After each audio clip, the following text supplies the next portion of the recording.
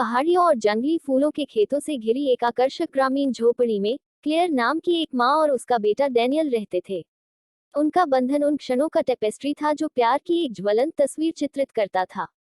हर सुबह जैसे ही भोर की पहली किरणें फीते के पर्दों से होकर गुजरती थीं, क्लेयर और डैनियल बरामदे पर एक पल साझा करते थे।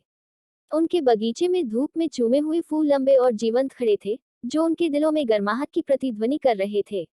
सुगंधित चाय के कप के साथ वे मुस्कुराहट के साथ दिन का स्वागत करते थे। पक्षियों की चहचहाहट उनकी साझा शांति को ध्वनि प्रदान करती थी। सप्ताहांत पास के जंगलों की खोज के लिए आरक्षित थे।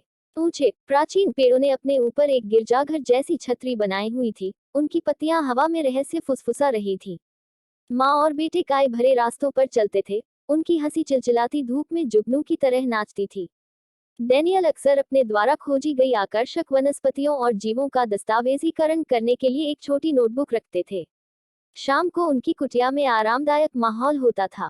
धधकती हुई चिमनी दीवारों पर नाचती हुई छाया चित्रित करती है, और चूल्हे के पास एक घिसी पिटी कुर्सी उनका साझा अभयारण्य थी।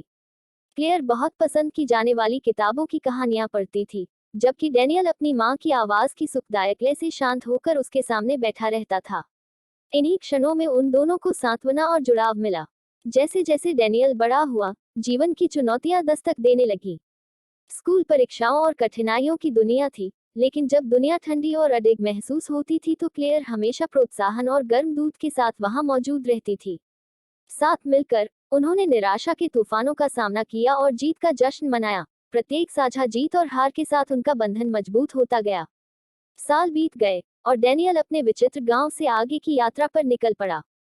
क्लेयर की आंखों में आंसू आ गए जब उसने उसे जाते हुए देखा। कुटिया उसकी उपस्थिति के बिना एक अकेली